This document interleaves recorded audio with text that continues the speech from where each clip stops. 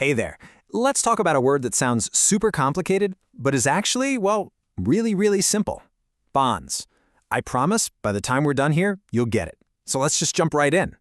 First things first, let me just ask you this. Have you ever lent money to a friend? Maybe for lunch, a coffee, whatever. If the answer is yes, then you already, without even knowing it, understand the huge idea behind a bond. So let's just paint a picture here. Imagine your friend really, really wants a new bike. The only problem? They're a little short on cash. So they come to you. And, being a good friend, you're like, yeah, sure, I got you. You give them the money they need to go get that bike. What you've just done is make a loan. Simple as that. But here's the important part. Your friend doesn't just say, I'll pay you back. They say, I'll pay you back in a few months, and hey, as a little thank you for helping me out, I'm going to throw in some extra cash for you. And believe it or not, that's it. That simple promise, that little IOU that comes with a bonus, that's a bond. All it is, at its heart, is a loan with a promise. When you buy a bond, you're the one doing the lending. Okay, so if it's really that simple, who's actually out there using these things? Well, it's not just your friend trying to buy a bike. We're talking about some of the biggest players on the planet. Think about it. Governments use bonds to build massive things we all use, like highways or new bridges. Big companies use them to build huge factories. Even your own city or town probably uses bonds to build things like schools.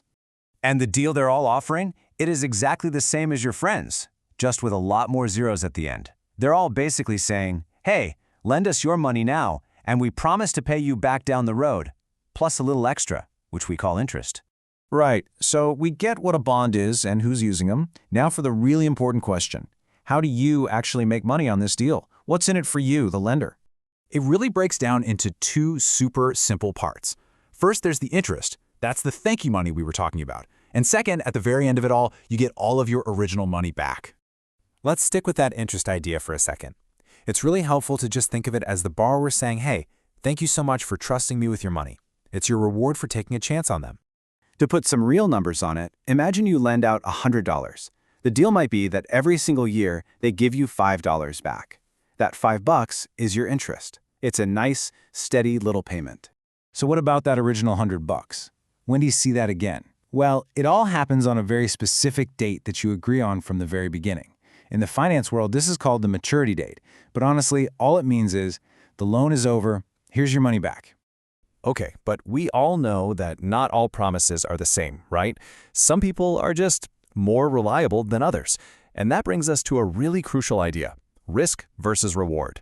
And you guessed it, we can understand it by going right back to our friend analogy. I mean, think about it. You probably have that one super responsible friend who, if they borrow money, you know you're getting it back on time. That's like a safe bond from a big, stable government.